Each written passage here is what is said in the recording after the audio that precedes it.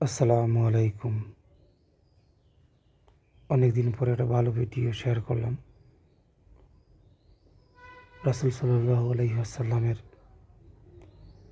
রওজা শরীফের সামনে কোন জায়গায় দাঁড়িয়ে রাসূল সাল্লাল্লাহু আলাইহি ওয়াসাল্লামকে সালাম জানাতে হবে, হযরত আবু বকর রাদিয়াল্লাহু আনহু এবং হযরত ওমর রাদিয়াল্লাহু আনহুকে সালাম জানাতে হবে।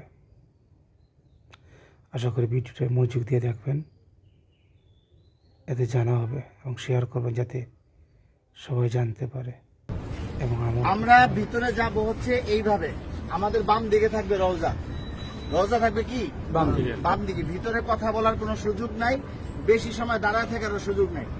প্রথম দুইটা ছিদ্র থাকবে, যে দুইটা ছিদ্রের ভিতরে কোনো কিছু নাই। কবরের জায়গা ফাঁকা আছে, এখানে হযরত ঈসা আলাইহিস সালাতু ওয়াস সালামকে দাফন করা হবে। ওই পাশে হচ্ছে হযরত ইমাম মাহদিকে দাফন করা হবে।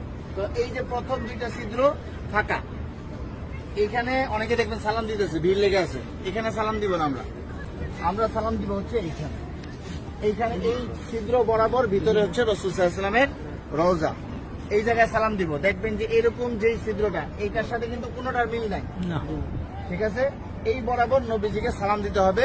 রাসূল সাল্লাল্লাহু আলাইহি ওয়াসাল্লাম এখানে জীবন্ত অবস্থায় শুয়ে আছেন, ডান কাত হইয়া। নবীজির মাথা এদিকে, পা হচ্ছে এদিকে, ঠিক আছে। রাসূল শুয়ে আছেন, উম্মতের সালাম গ্রহণ করতেছেন, হ্যাঁ, সরাসরি সালাম গ্রহণ করতেছেন। তারপরে এখানে আবু বকর রাদিয়াল্লাহু আনহুর কবর, এই বরাবর এখানে আবু বকর রাদিয়াল্লাহু আনহুকে সালাম দিতে হবে। কিভাবে সালাম দিব? নবীজিকে কিভাবে দিব? আসসালাতু ওয়াসসালামু আলাইকা ইয়া রাসূলুল্লাহ, আসসালাতু ওয়াসসালামু আলাইকা ইয়া হাবিবাল্লাহ। যতটুকু বেশি আমরা পারি বলার চেষ্টা করব। সালাম দেওয়ার সবচেয়ে সুন্দর সময় হচ্ছে রাত্রে 10:30টার পর থেকে নিয়ে রাত্রে 1টা-2টা পর্যন্ত ফাঁকা থাকে, ভিড় থাকে না। আর দিনের বেলা সকাল 7টা থেকে নিয়ে একেবারে জোহর পর্যন্ত কি ফাঁকা থাকে, ফাঁকা। আসরের সময় থেকে নিয়ে এশারের পর পর্যন্ত কি থাকে? ভিড় থাকে। যত বেশি পারেন নবীজিকে সালাম দিবেন। যদি সালাম কবুল হয়ে যায়, আল্লাহ নবী বলতেছেন যে আমার রওজায় যে সালাম দিল তার উপরে, আমার উপরে ওয়াজিব হয়ে যায় তার জন্য হাসরের ময়দানে সুপারিশ করা। আমার সালামটা যদি গ্রহণ করেন নবীজি, তাহলে আমাদের এইটা নাজাতের উসিলা হয়ে যেতে পারে।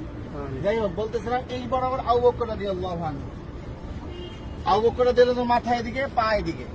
নবীজির মাথা এখানে রাসূলের পা এই পর্যন্ত আসছে।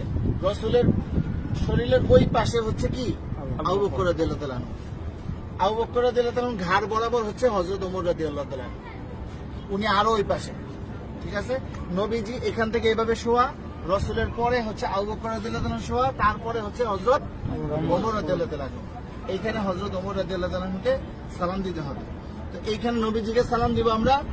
আর রাসূলকে অনেক মানুষ আমাদেরকে বলছে না সালাম দেওয়ার জন্য, তো আমরা নিয়ত করব যে আমাদেরকে যত মানুষ সালাম দিতে বলছে তাদের সকলের পক্ষ থেকে সালাম, আসসালাতু ওয়াসসালামু আলাইকা ইয়া রাসূলুল্লাহ, ঠিক আছে। তারপর আবু বকর রাদিয়াল্লাহু আনহুকে সালাম দিব, হযরত ওমর রাদিয়াল্লাহু আনহুকে সালাম দিব। তারপরে এখানে কোনো কিছু নাই, ফাঁকা আছে কবরের জায়গা ভিতরে, আমরা এদিক দিয়ে বের হয়ে যাব। এটা হচ্ছে পুরুষদের যে কোনো সময় খোলা আছে সালাম দেওয়া। আর মহিলাদেরকে ঠিক রওজার পিছন দিক দিয়ে দিবে সালাম দেওয়ার জন্য একদিন। কথা বুঝতে পারছেন? একদিন সুযোগ আসবে রিয়াজুল জান্নাহ নামাজ পড়ার জন্য, এবং সালাম দিবেন রওজার পিছন দিক থেকে। আর মহিলারা বাহির দিয়া প্রতিদিনই সালাম দিবেন আপনারা বাহির থেকে, হ্যাঁ।